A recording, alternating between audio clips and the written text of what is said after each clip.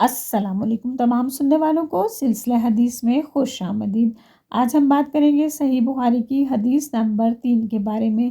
اس حدیث مبارکہ میں حضرت عائشہ رضی اللہ تعالیٰ عنہا نے حضرت صلی اللہ علیہ وآلہ وسلم پر وحی کی ابتدا کے بارے میں تمام احوال کو بیان فرمایا ہے کہ حضرت جبرائیل علیہ السلام کا اللہ کی طرف سے وحی کا لانا اور نبی پاک صلی اللہ علیہ وآلہ وسلم کی تمام کیفیت، اور پھر حضرت خدیجہ رضی اللہ تعالیٰ عنہا کا نبی پاک صلی اللہ علیہ وآلہ وسلم کو تسلی دینا اور ان کا حوصلہ بڑھانا۔ اس کے ساتھ ساتھ ورقہ بن نوفل کے پاس حضرت خدیجہ رضی اللہ تعالیٰ عنہا کا نبی پاک صلی اللہ علیہ وآلہ وسلم کو لے جانا اور ورقہ بن نوفل کا نبی پاک صلی اللہ علیہ وآلہ وسلم کو آنے والے حالات کے بارے میں آگاہ کرنا۔ تو چلیے آئیے اب ہم حدیث مبارکہ کی طرف چلتے ہیں۔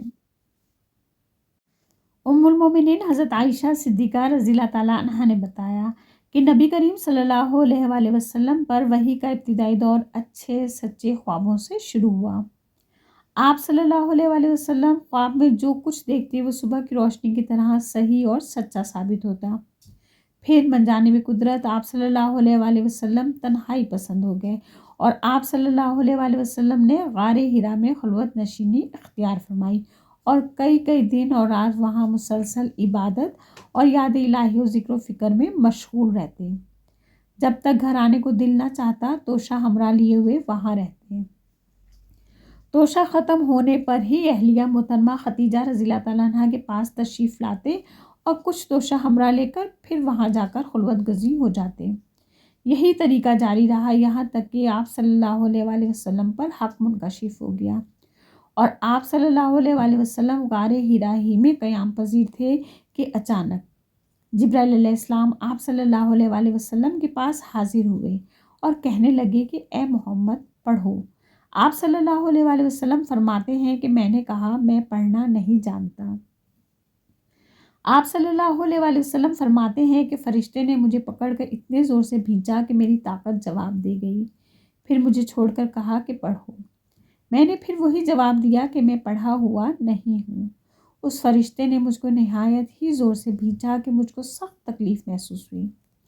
پھر اس نے کہا کہ پڑھ۔ میں نے کہا کہ میں پڑھا ہوا نہیں ہوں۔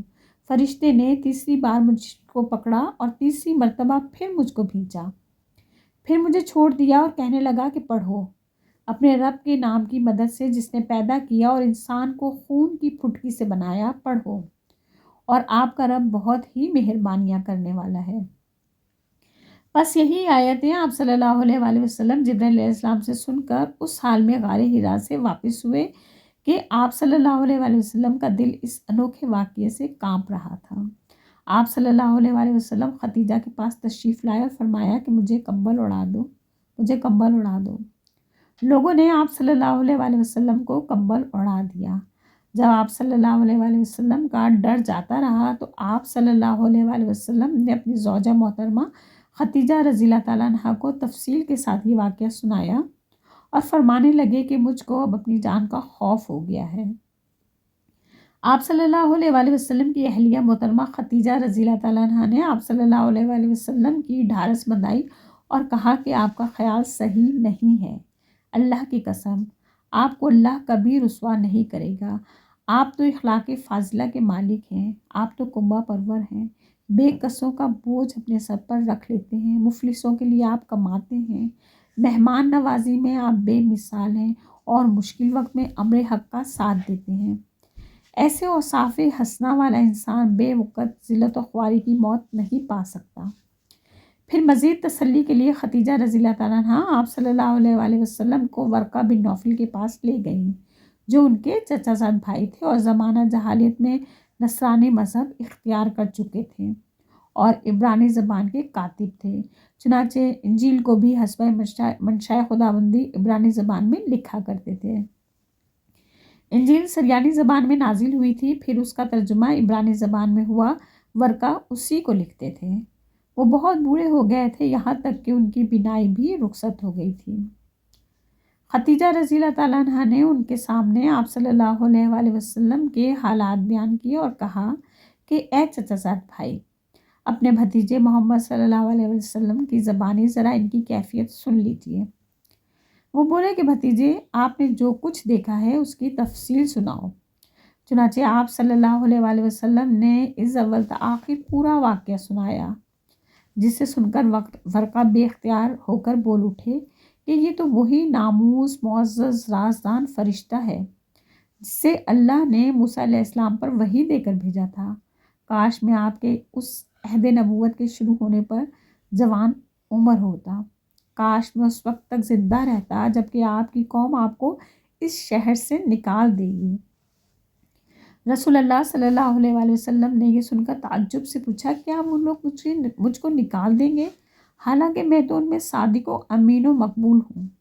ورقہ بولا، ہاں یہ سب کچھ سچ ہے، مگر جو شخص بھی آپ کی طرح امر حق لے کر آیا لوگ اس کے دشمن ہی ہو گئے ہیں۔